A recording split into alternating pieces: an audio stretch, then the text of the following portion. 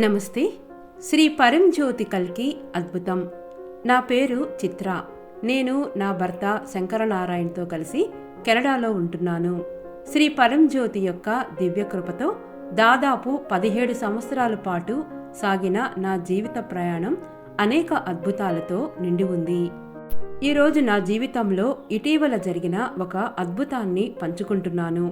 మార్చి 2024లో నా భర్త మరియు నేను కెనడాలో స్థిరపడినప్పటి నుండి మేము మా ఇంటికి సమీపంలోని వాల్మార్ట్ స్టోర్ నుండి నిర్దిష్ట స్థానిక బ్రాండ్ బ్రెడ్ని కొనుగోలు చేస్తున్నాము.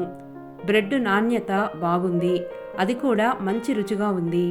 జనవరి 2025లో నేను సమీపంలోని వాల్మార్ట్ స్టోర్ నుండి వారం వారి సామాగ్రిని కొనుగోలు చేయడానికి వెళ్ళాను. నేను ఎల్లప్పుడూ కొనుగోళ్లు చేస్తూనే ఉన్నాను.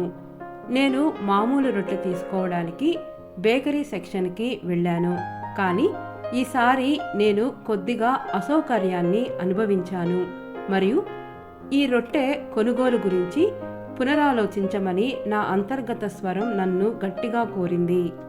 నేను మొదట అయోమయంలో ఉన్నాను మరియు ఆశ్చర్యపోయాను. కాబట్టి నేను వెనుక జాబితా చేయబడిన పదార్థాలను చదవడం ప్రారంభించాను. నేను చదువుతున్నప్పుడు అందులో ఉపయోగించిన కొన్ని పదార్థాల గురించి నాకు అసౌకర్యంగా అనిపించింది. నేను వెంటనే ఆరోగ్యకరమైన పదార్థాలను కలిగి ఉండే మరొక రొట్టె కోసం వెతికాను. నేను అలాంటి రొట్టెను కనుగొన్నాను మరియు దానిని కొనుగోలు చేయడం కూడా సుఖంగా ఉంది. ధర శ్రేణి ఒకే విధంగా ఉంది, కాబట్టి నేను కొత్త బ్రాండ్ బ్రెడ్ని కొనుగోలు చేశాను. ఆ తర్వాత నేను ఆ సంఘటన మర్చిపోయాను.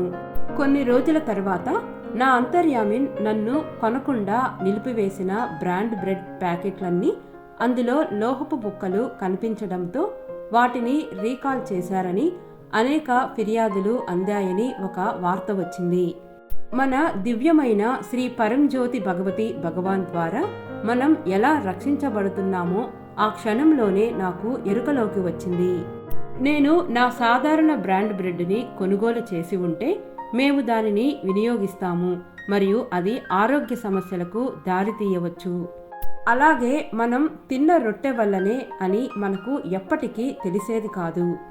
శ్రీ పరంజ్యోతి భగవతి భగవాన్ నా అంతర్యామినిగా ఉండి నా కుటుంబానికి మరియు నన్ను మార్గనిర్దేశం చేసినందుకు మరియు రక్షించినందుకు నా హృదయపూర్వక కృతజ్ఞతలు.